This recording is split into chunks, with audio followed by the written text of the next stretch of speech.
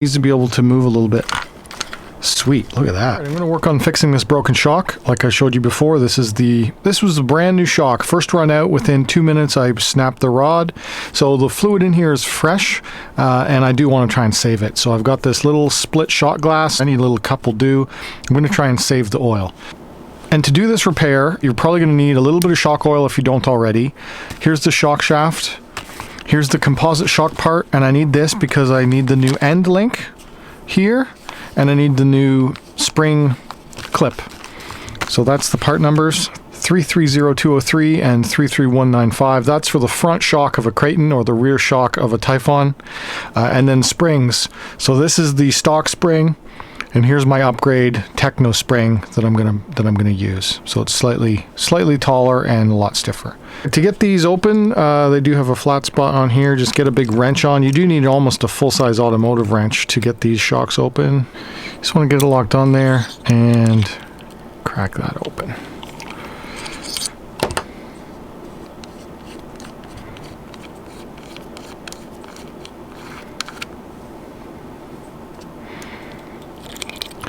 Alright, I could push it straight up, but then it's all going to leak out the bottom, so I don't know exactly what the best way to do it is. I'm just going to pour it. I'm just going to pour it in. I'm going to push the shaft all the way out. One of the handiest tools with RC is a little pincher plier, so I use this all the time. And you can grab it, pull it out. Alright, now this assembly is ready for repair. So all I got to do is move this stuff. I'm going to inspect this. It's probably fine because it was brand new. And then I just need to move the stuff over to the new shaft.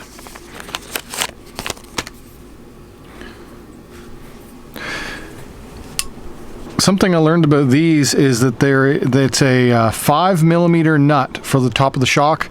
That's a kind of a weird size. Most RC stuff does not use those sizes. 7mm and 5.5 are the common nut driver sizes, so just be aware that if you ever need to take the nut off the top of your shock to change a piston or service the rod or anything, you need a 5mm. So that's what this is for, and since this rod is garbage, I can just clamp onto it with whatever. I don't care about scuffing it, it's already broken. Now remember guys, I'm working on a V2, so the shock shafts are 3.5mm, and the brand new ARRMAs are a 4mm shock shaft. So this may be slightly different on the newest of new ARRMAs, but this is how it is on mine. Need to put the new end cup on, but before you do that, you got to put it through. Make sure you put it through your shock body first. So everything looks good there. Now something you want to do is make sure you have your threads gooped up. Don't put your threads in dry.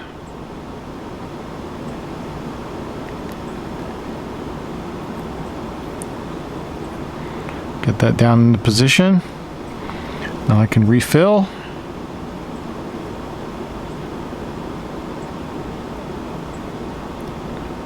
And yeah, I will need to top it up a bit because that's not enough oil.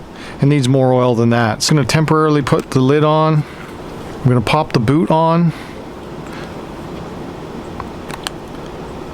And then I need my new end link. Now it looks like in this kit you do not get the, yeah you don't. In this kit you don't get the actual link that goes inside, so now I have to pop that out, and that's going to be a little bit of a pain to get that out. But I think I have a new tool for that, which was this, but it's for ball cups, ball link. Let's see if this works. Ball link out. Amazing. Wow.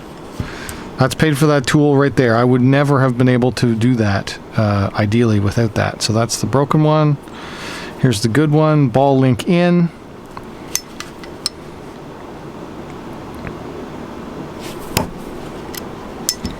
Cool. Ball link in. That made that super easy. Now I just got to screw this on. Alright, now this is going to be a little bit tricky. It's going to start to spin, but no, still spinning. Oh, that's what this is for. Shock shaft. Oh, that's why I bought this tool. Shock shaft 3.0, 4.0, so then I can just pinch it in like that. And now I can just spin it in. Sweet. Yeah, buy the Techno shock tool. That helped me immensely. So now we just got to bleed the actual oil and put the shock on, and then put the spring on, put the cap on, and we're done. Shock fixed. I got to put more oil in it and get it properly bled, and then that's it. Now, just when you bleed out the bubbles, what you want to do is you want to try and rotate your piston around, get all the bubbles up from under the piston, and then push it up, and then you just let it sit and let them all come out. And then I'll fill it up a bit more, put the cap on, try and set my rebound a bit. There's whole dedicated videos on how to do this.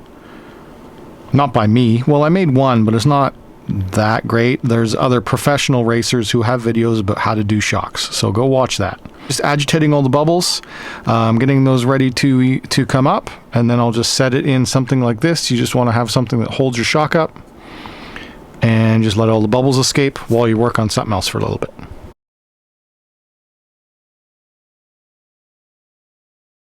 My shock is fixed, and it's going to pop my new Techno spring on, pop the cup on. There we go. Oh yeah, that's stiff. Oh, let me throw it in the truck. Oh, so we're just going to pop this shock back on. That little washer thing jig. Whoop. I've lost a lot of these. That they're important because without that little washer, your shock can pull right off the rod. So you got to be careful about that. It's a 5.5 mil nut.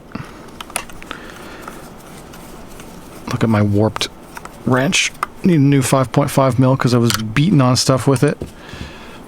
And then you just have to hold on to the screw in behind while you screw it down. That's it. You don't want to go too tight because it needs to be able to move a little bit. Sweet. Look at that. There we go. That's all Techno. Ready to go take that off some huge jumps. Guys, if you enjoyed this video, hit that thumbs up button. If you're not a subscriber, please subscribe. Hit the notification bell if you want to be notified when I upload new videos. And thank you for watching.